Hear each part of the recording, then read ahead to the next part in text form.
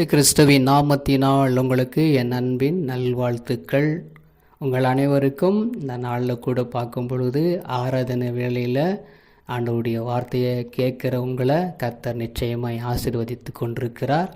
இந்த நாளில் கூட பார்க்கும் பொழுது என்ன வார்த்தை சொல்லி பார்க்கும் பொழுது சங்கீதம் 34ஆம் அதிகாரம் 10வது வசனம். சிங்கக்குட்டிகள் தாழ்ச்சியடைந்து பட்டினியாக இருக்கும், கர்த்தரை தேடுகளுக்கோ ஒரு நன்மையும் குறைவுபடாது. அல்லேலூயா.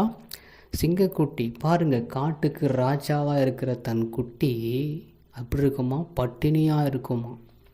ஆனால் கர்த்தரை தேடுகளுக்கோ ஒரு நன்மையும் குறைபடாது. கர்த்தர் எங்கே இருக்கிறார் நம்ம தேடி போவதை காட்டிலும் அதை தேடுற பிள்ளைகளுக்கு என்ன பண்ணாது, ஒரு குறைவும் இருக்காது.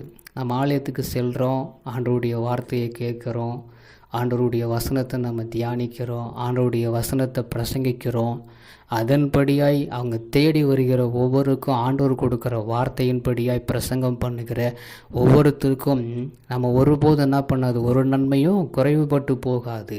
ஏன்னா வார்த்தையானது வல்லமை உள்ளது, ஆவிக்குரிய அது உணவாய் காணப்படுகிறது. இன்றைக்கி மாமிசத்திற்குரிய உணவை நம்ம தேடி தேடி ஓடுவதை காட்டிலும் ஆவிக்குரிய ஆகாரத்தை நம்ம தேட வேண்டும். ஏன்னா கர்த்தரை தேடும்போது தான் நமக்கு ஒரு நன்மையும் குறைபடாது. ஆண்டவர் அனுதினமும் தேட வேண்டும். அனுதினமும் ஆலயத்துக்கு கடந்து போகலனாலும் வாரத்தில் ஒரு முறையாவது ஆண்டவருக்காக நம்ம என்ன பண்ணணும், அந்த ஆலயத்துக்கு கடந்து போகும்போது ஆண்டவருடைய வசனத்தை கேட்கப்படும் பொழுது நம்ம ஆவிக்குள்ள மனுஷன் புதிதாக்கப்படுகிறான். அதனால தான் ஒரு நன்மையும் நமக்கு குறைவுபடாது. காட்டுக்கு ராஜாவாக இருக்கிற அது மாமிசத்தை தேடி அழிந்து அது தின்றும் பொழுது அது ஒரே நாளில் சரியாகிவிடும். ஆனால் ஆண்டவருடைய பிள்ளைங்க வார்த்தைகளை தேடி தேடி வாசிக்கப்படும் பொழுது, வேத வசனங்களை நம்ம தேடினவர்களாக இருக்கப்படும் பொழுது, யாரும் தேடினவர்களாக இருப்பதில்லை, இருந்தாலும் வேத வசனத்தை தேடி தேடி வாசிக்கப்படும் பொழுது நமக்கு ஒரு நன்மையும் குறைபட்டு போவதில்லை.